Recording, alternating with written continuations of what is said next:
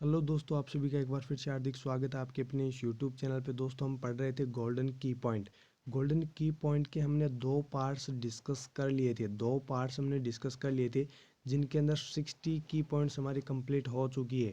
Friends, अगर आपने नहीं देखा है इन 60 की पॉइंट्स को तो आप प्ले लिस्ट में जाइए, वहाँ पे आपको गोल्डन की पॉइंट्स के नाम से एक फोल्डर मिलेगा। आप वहाँ से दोनों पार्ट्स देख सकते हो।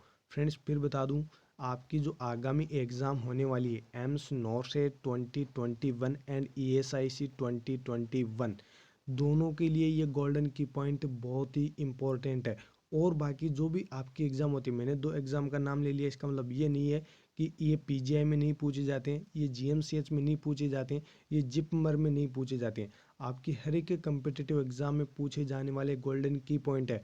हालांकि आपको ये PDF भी मिल जाएगी, लेकिन PDF से बेटर है कि आप इनको कंप्लीट यहाँ पे समझें, क्योंकि मैं आपको PDF में जो लिखा है इसके अलावा भी मैं आपको अलग से जो भी क्वेश्चंस पूछे जाते हैं उसमें जिस पैटर्न से पूछे जाते हैं वो मैं आपको साथ में बता रहा हूँ।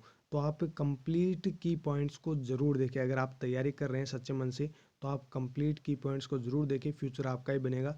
अगर आप तैयारी कर रहे हैं और आप जीतना चाहते हैं, अगर आप सक्सेस लेना चाहते हैं तो आपको सक्सेस भी मिलेगी, बस आपको पढ़ने की ज़रूरत है। चलिए स्टार्ट करते हैं बिना टाइम वेस्ट किए। यहाँ पे 61 नंबर गोल्डन की पॉइंट है। A brick red stoma indicates adequate vascular perfusion. जी हाँ, जो ब्रिक रेड स्टोमा है वो किसको इंडिकेट करता है? एडिक्वेट वेस्कुलर परफ्यूजन को। आपको ये पता होना चाहिए स्टोमा होता क्या है, स्टोमा का मतलब क्या होता है। स्टोमा का मतलब होता है इंटरनल ऑर्गन्स। जो इंटरनल ऑर्गन्स होते हैं उनकी आउटसाइड ओपनिंग करना क्या कहलाता है? स्टोमा। इसके बारे में हम कंप्लीट डिटेल के अंदर कहाँ पे पढ़ेंगे? कोलोस्टोमी के अंदर। बहुत ही इंपॉर्टेंट है। यहाँ से कोलोस्टोमी से करीबन 3 से 4 क्वेश्चन हर एक कम्पिटिटिव, हर एक की तो बात नहीं कर सकते, लेकिन एम्स में तो 3 से 4 क्वेश्चन यहाँ से पूछे ही पूछे जाते हैं। कौन कौन से पूछे जाते हैं हम टॉपिक वहाँ पे पढ़ेंगे, तब मैं आपको बताऊंगा। आगे देखिए, radium must be handled with long forceps because distance helps limits exposure. जो रेडियम होता है उसको हैंडल करने के लिए लॉन्ग फॉरसेप्स यूज ली जाती है, जिससे क्या बना रहे? डिस्टेंस। और जो रेडियम है उससे एक्सपोज नहीं हो, कोई भी पर्सन जो उसको हैंडल कर रहा है वो एक्सपोज नहीं होना चाहिए रेडियम से, इसलिए इसमें लॉन्ग फॉरसेप्स यूज ली जाती है।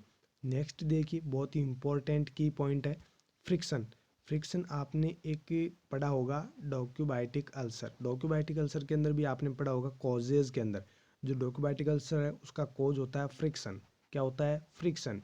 जी हाँ, बिल्कुल सही सुन रहे हो आप। फ्रिक्शन जो है वो डॉक्यूबाइटिक अल्सर का भी कॉज होता है। लेकिन हम यहाँ पे फ्रिक्शन के बारे में पढ़ रहे हैं। फ्रिक्शन ये हैंड वॉशिंग का है। कहाँ का है? हैंड वॉशिंग के अंदर जो फ्रिक्शन यूज लिया जाता है उसके बारे में ये गोल्डन की पॉइंट है। देखिए है क्या, friction is necessary for the removal of micro organisms. Very very important question बनता है फ्रेंड्स। आपको क्वेश्चन पूछा जाएगा, निम्नलिखित में से कौन सी वो टेक्निक है हैंड वॉशिंग की, वो कौन सी टेक्निक है जिसके द्वारा माइक्रो ऑर्गेनिजम्स को रिमूव किया जाता है? तो आपका आंसर क्या होगा? फ्रिक्शन। आप आंसर फ्रिक्शन करके आएंगे। अगर आप फिर भी गलत कर देते हैं तो आपकी जिम्मेदारी होगी। मैं आपको बता रहा हूँ तो आप सुन रहे होंगे, तो आप गलत नहीं करके आएंगे। कान खुले रखना ताकि आपको अच्छे से सुनाई दे। अगर माइक्रो ऑर्गेनिजम्स हैंड वॉशिंग के थ्रू आप रिमूव कर रहे हैं तो कौन सी टेक्निक आप यूज लेंगे? आपको पूछा जा सकता है, तो आपका आंसर क्या होगा? फ्रिक्शन। नेक्स्ट की पॉइंट देखिए, बहुत ही इंपॉर्टेंट, हर एक कम्पिटिटिव एग्जाम में पूछी जाती है, हर एक कम्पिटिटिव एग्जाम में। हालांकि एम्स के अंदर सबसे ज़्यादा ये पूछे जाते हैं। एम्स के अंदर सबसे ज़्यादा क्वेश्चन पूछे जाते हैं। मैं बता दूं, एम्स के अंदर आपको करीबन 30 से 40 क्वेश्चन जो है प्रायोरिटी बेसिस क्वेश्चंस मिलेंगे, श्योर मिलेंगे। अगर जिन्होंने एग्ज़ाम दिया उनको तो पता है, जिन्होंने एग्ज़ाम नहीं दिया है वो भी देख लेना। आप जब एग्ज़ाम दो उस टाइम देख लेना। देखिए नेक्स्ट जो की पॉइंट हमारी क्या है, maintenance of a patient airway is always the priority because airway obstruction impairs breathing and may result in death. जो मेंटेनेंस है पेशेंट का, एयरवे जो मेंटेनेंस है वो आपका प्रायोरिटी बेसिस एक्शन होना चाहिए। कोई भी बीमारी हो, किससे रिलेटेड? जो रेस्पिरेटरी सिस्टम हो उससे रिलेटेड कोई भी बीमारी अगर होती है, रेस्पिरेशन से रिलेटेड कोई भी डिजीज कंडीशन अगर होती है, तो आपका सबसे पहला काम होता है एयरवे मेंटेन करना। पेशेंट का एयरवे सबसे पहले आपको मेंटेन करना है। जैसे मैं एग्जांपल दूं, इंजरी किसी को हुई है, एक्सीडेंट किसी का हुआ है, या फिर सीजर्स किसी को आ रहे हैं, तो आपको क्या करना है, आपको पेशेंट का एयरवे जो है वो आपको मेंटेन करना है। सीजर्स के पेशेंट में सबसे पहले आपको पोजीशन जो है, जिस पेशेंट में सीजर्स आ रहे हैं उनको सबसे पहले पोजीशन देनी है। उसके बाद आपको सबसे पहले एयरवे मेंटेन करना है। तो एयरवे मेंटेन क्या है, प्रायोरिटी बेसिस मैनेजमेंट है। आगे देखिए है क्या, because airway obstruction impairs breathing and may result in death. Because क्योंकि एयरवे ऑब्स्ट्रक्शन जो है वो क्या कोज कर सकता है, ब्रीदिंग सिजेशन अगर हो जाती है, एयरवे ऑब्स्ट्रक्शन हो जाता है, ऑक्सीजन वगैरह पेशेंट लेना बंद कर देता है, तो पेशेंट की डेथ हो सकती है। जी हाँ, डेथ हो सकती है। और आप भी किसके ऊपर जी रहे हो, ऑक्सीजन के ऊपर ही तो जी रहे हो। अगर आपको 10 मिनट तक नाक बंद कर दी जाए आपकी, तो आप क्या जीवते मतलब जिंदा रह पाओगे, नहीं रह पाओगे। तो जीवित आप तभी रह पाओगे जब तक आपको ऑक्सीजन मिल रही है, न्यूट्रिशन मिल रहा है। अगर ऑक्सीजन जब स्टॉप हो गई तो समझ लो आपकी टिकट भी कट गई। तो पेशेंट की आपको टिकट नहीं काटनी है, आपको पेशेंट को बचाना है। पेशेंट को कैसे बचाओगे, पेशेंट का एयरवे आपको मेंटेन करना है। अगर ऑब्स्ट्रक्शन हो रहा है तो आपको क्लियरेंस कर देना है। ये प्रायोरिटी बेसिस मैनेजमेंट है और ये एम्स में पूछा जाता है। नेक्स्ट की पॉइंट देखिए, the non stress test evaluate the response of the fitness to movement and activity. A reactive test indicate that the fitness is healthy. NST OBG के अंदर आपने पढ़ा होगा, एनएसटी। एनएसटी का मतलब होता है नॉन स्ट्रेस टेस्ट। जो नॉन स्ट्रेस टेस्ट है उससे क्या इवेल्युएट करते हैं, फिटनेस की मूवमेंट्स एंड एक्टिविटी। जो फिटनेस है, जो बच्चा है वो हिल रहा है, डुल रहा है, नहीं डुल रहा है, ये कुछ किससे जानते हैं, एनएसटी से। हिल रहा है, डुल रहा है, यानी कि मूवमेंट उसके अंदर हो रहे हैं, नहीं हो रहे हैं, एक्टिविटी उसके अंदर कुछ हो रही है, नहीं हो रही है, किससे जानते हैं, नॉन स्ट्रेस टेस्ट। जो एनएसटी है उससे इस रेस्पॉन्स को चेक किया जाता है। आगे देखिए, a reactive indicate that the fitness is healthy.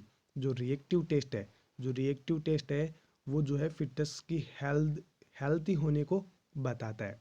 किसको इंडिकेट करता है जो फिटनेस है वो क्या है, हेल्दी है। कौन बता रहा है, ये reactive test.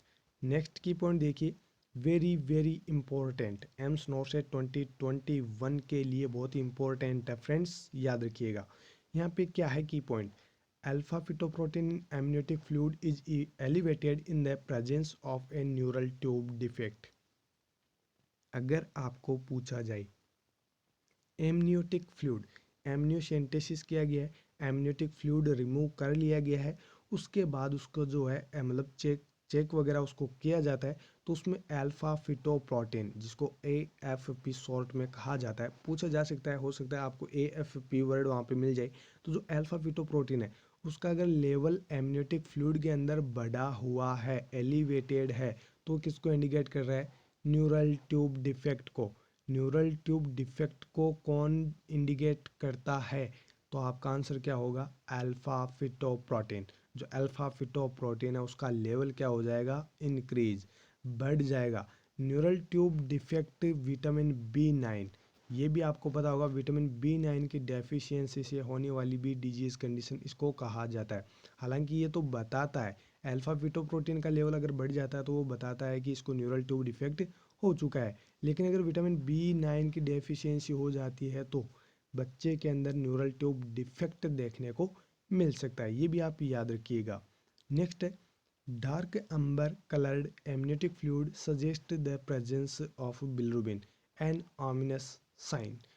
Dark amber coloured अगर एमनियोटिक फ्लूइड है, डार्क अंबर कलर्ड अगर एमनियोटिक फ्लूइड आता है या आप चेक करते हो और आइडेंटिफाई होता है dark amber coloured amniotic fluid, तो किसको सजेस्ट कर रहा है, किसको इंडिकेट कर रहा है, बिलिरुबिन को। जो एमनियोटिक फ्लूइड है उसके अंदर बिलिरुबिन होने की वजह से या फिर बिलिरुबिन प्रेजेंट होने की वजह से डार्क एम्बर कलर्ड वो एमनियोटिक फ्लूइड हो रहा है। इसको ऑमिनस साइन, ऑमिनस साइन भी कहा जाता है।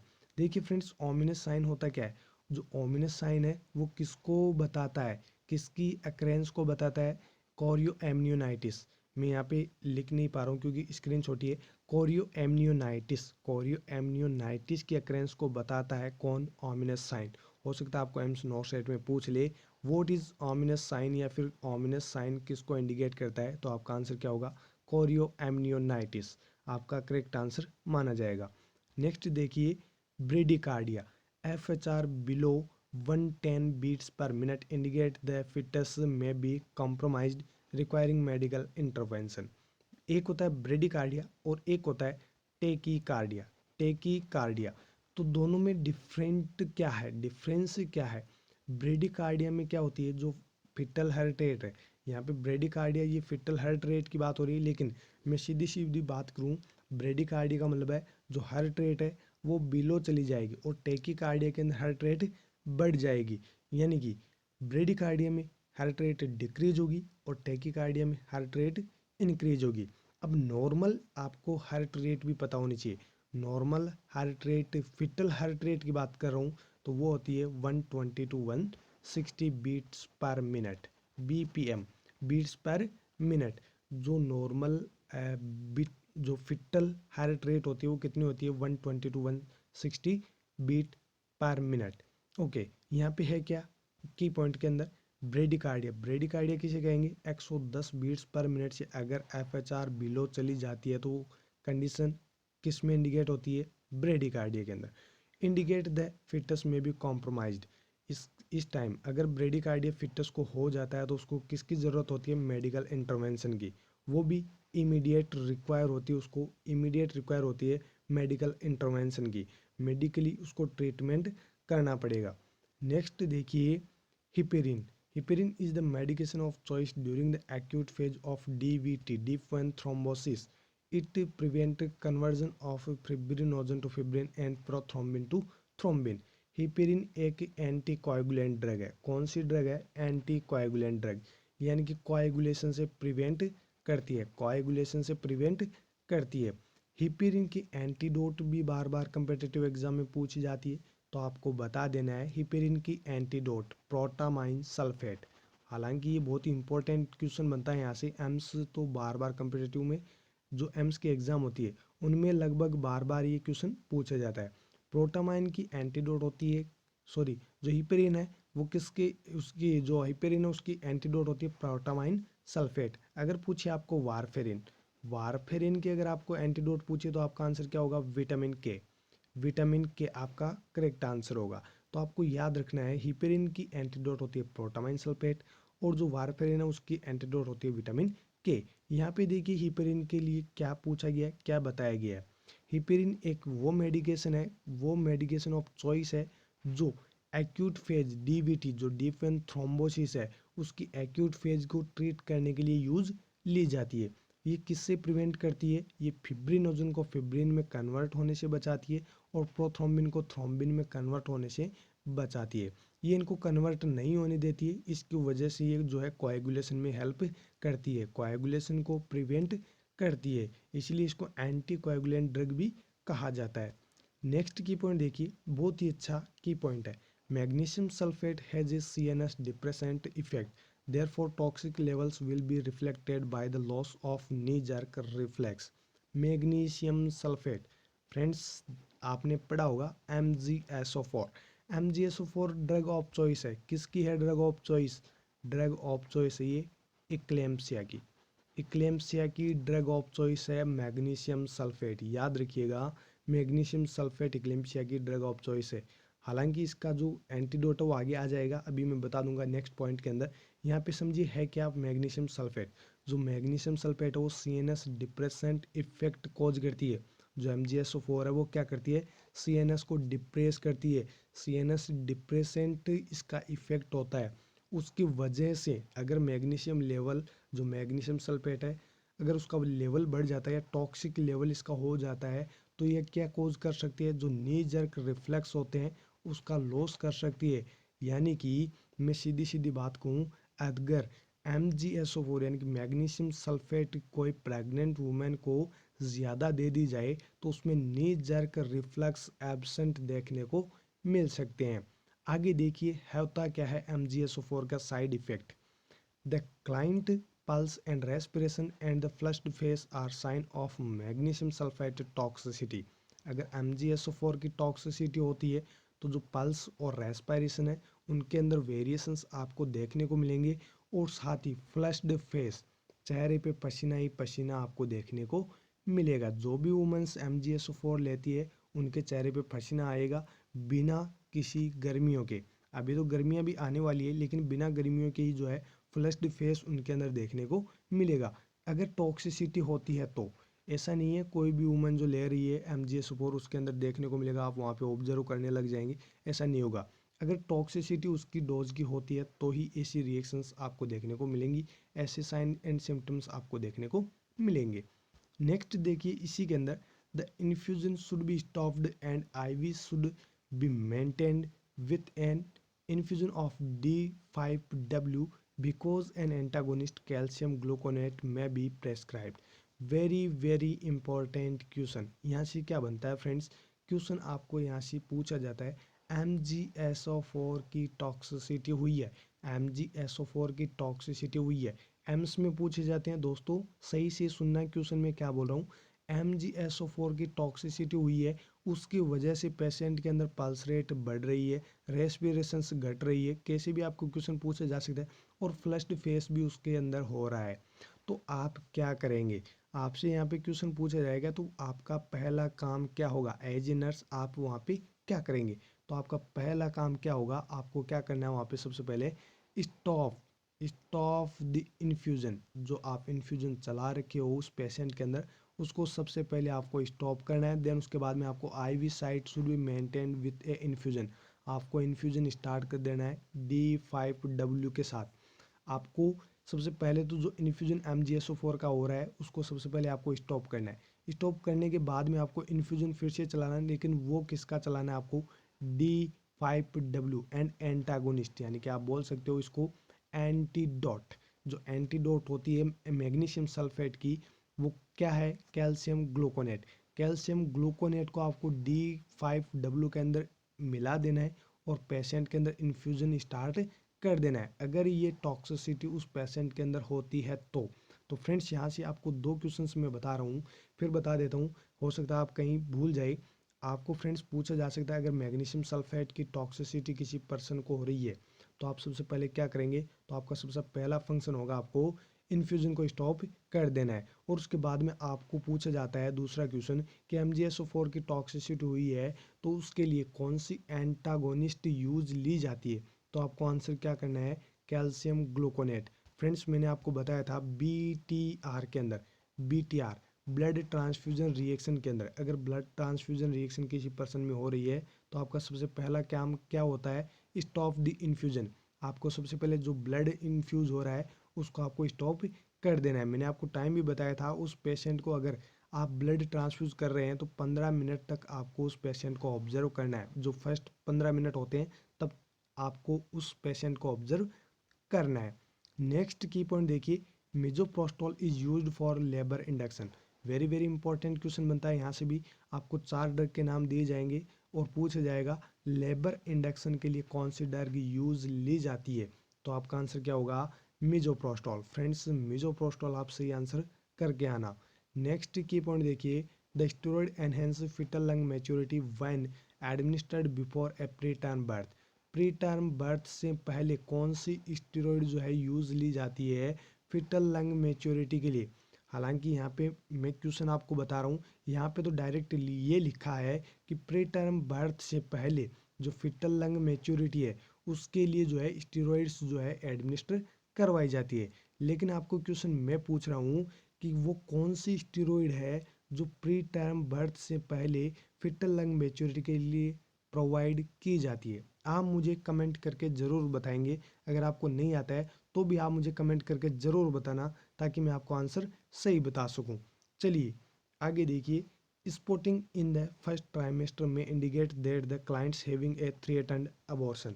स्पॉटिंग, जो स्पॉटिंग है वो फर्स्ट ट्राइमेस्टर के अंदर अगर होता है तो किसको इंडिकेट करता है, थ्रेटन्ड अबॉर्शन को। थ्रेटन्ड अबॉर्शन को जो है इंडिकेट करता है फर्स्ट ट्राइमेस्टर के अंदर, वो कौन करता है, स्पॉटिंग। याद रखिएगा। नेक्स्ट की पॉइंट है pyelonephritis. Pyelonephritis often cause preterm labour leading to increased neonatal morbidity and mortality. जो पॉलीनेफ्राइटिस है, पाइलोनेफ्राइटिस है, जो पाइलोनेफ्राइटिस वो क्या कॉज करता है, pre term labour. Pre term labour कौन कॉज करता है, pyelonephritis, leading to increase neonatal mortality and morbidity. ये मॉर्बिडिटी और मॉर्टेलिटी रेट को भी इंक्रीज कर देता है। जो नियोनेटल मॉर्बिडिटी मॉर्टेलिटी रेट है उसकी रेट को भी इंक्रीज कौन कर देता है? पाइलोनेफ्राइटिस। पाइलोनेफ्राइटिस प्रीटर्म लेबर भी कोज करता है। नेक्स्ट देखिए, cardiac output begins to decrease by the 34 weeks of gestation. जो कार्डिक आउटपुट है वो डिक्रीज हो जाता है। कब होने लग जाता है डिक्रीज? 34 week of gestation. जब प्रेगनेंसी के 34 वीक हो जाते हैं उस टाइम जो है कार्डिक आउटपुट है वो स्टार्ट हो जाता है, लेकिन वो कैसे होता है? डिक्रीज। उसका जो कार्डिक आउटपुट होने का जो पहले जब ज़्यादा हो रहा था कार्डिक आउटपुट, लेकिन 34 वीक पे क्या हो जाता है? वो कम हो जाता है, डिक्रीज हो जाता है।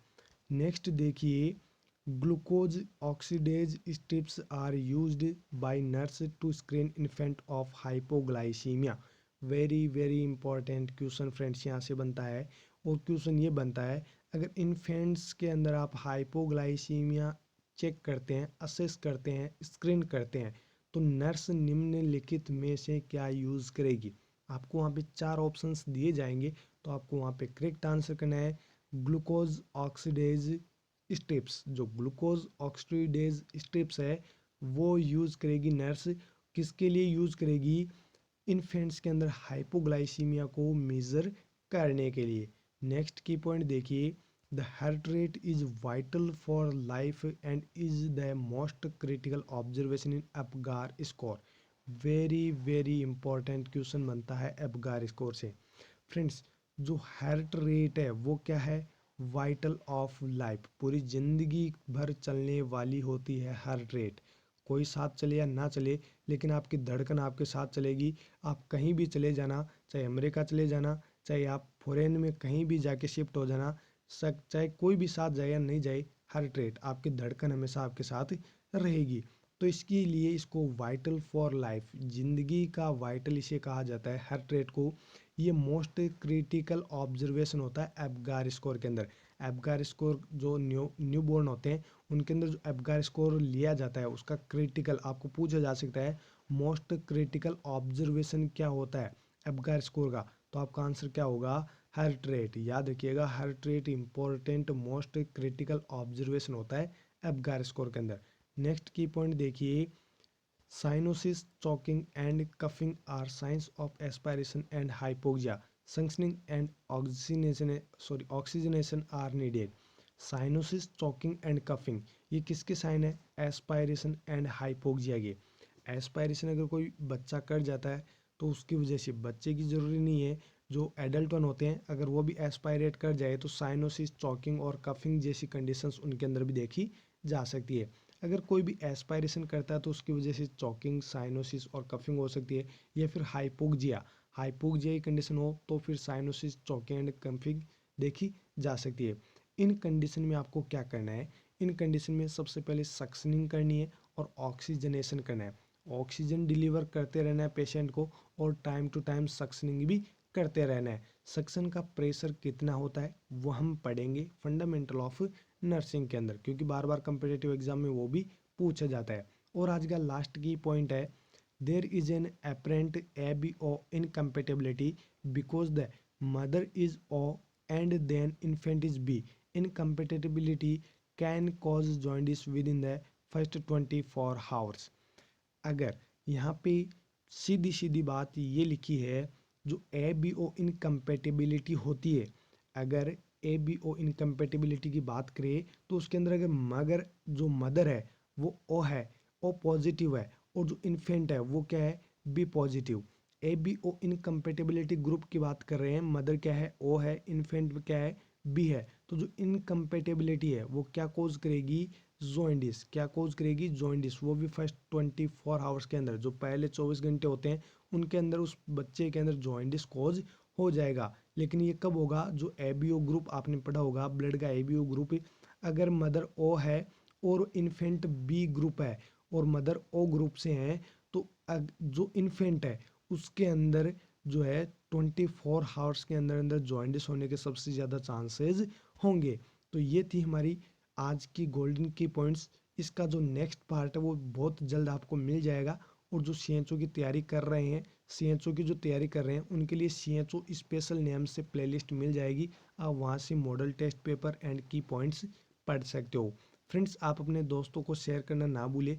आप लाइक करें या ना करें, लेकिन आप पढ़ जरूर लेना। बस यही मैं इसी उम्मीद के साथ आपके लिए वीडियोस बनाता हूँ और आपके लिए अच्छी से अच्छी चीज़ें शेयर करता हूँ। तो फ्रेंड्स, फिर मिलेंगे एक नई वीडियो के साथ, तब तक आप हमारे साथ बने रहिएगा। Thank you so very much.